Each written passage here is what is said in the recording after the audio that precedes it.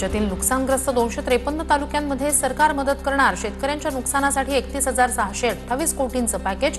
हंगामी बागायतीला 27,000 हेक्टरी तर बागायतीला 32,500 रुपयांची मदत करणार। मुख्यमंत्री देवेंद्र फडणवीस यांची घोषणा।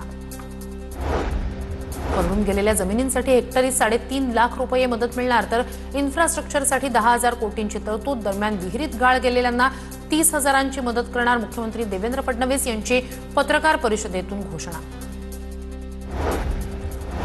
पाऊस आणि पुरामुळे नुकसान झालेल्या घरांना प्रधानमंत्री आवास योजनेतून घर बांधून देणार। मुख्यमंत्री देवेंद्र फडणवीस यांची मोठी घोषणा। दुधाळ जनावरांना 37,000 रुपयांपर्यंत मदत तर ओढकाम करणाऱ्या जनावरांसाठी प्रत्येकी 32,000 रुपयांची मदत करणार। कुक्कुटपालनाला 100 रुपये प्रति कोंबडी सरसकट देणार। शालेय विद्यार्थ्यांचं परीक्षा शुल्क माफ करणार। मुख्यमंत्र्यांची घोषणा।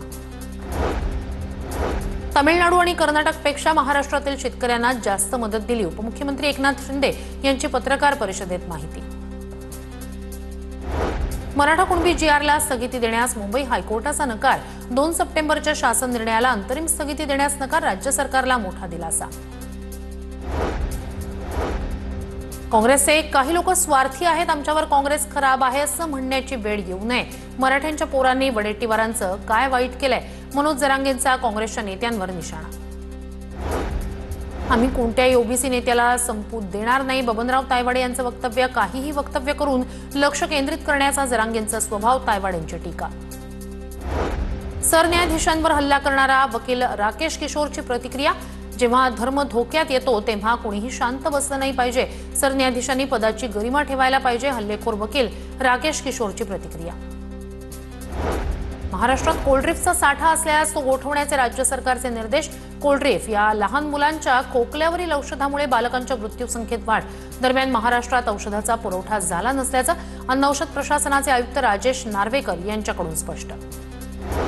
कफ सिरपमुळे मुलांचा मृत्यू प्रकरणी औषध अधीक्षक दिनेश मौर्या यांची तडकाफडकी बदली।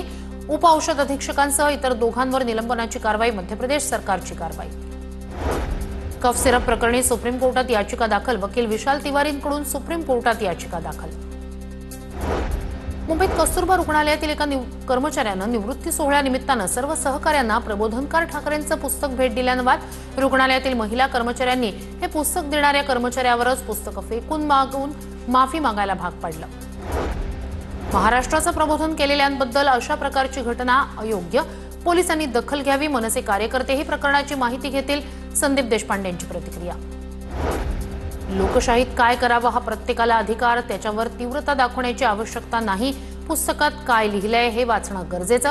कस्तुरबा रुग्णालयातील प्रकरणावर संजय शिरसाट यांची प्रतिक्रिया।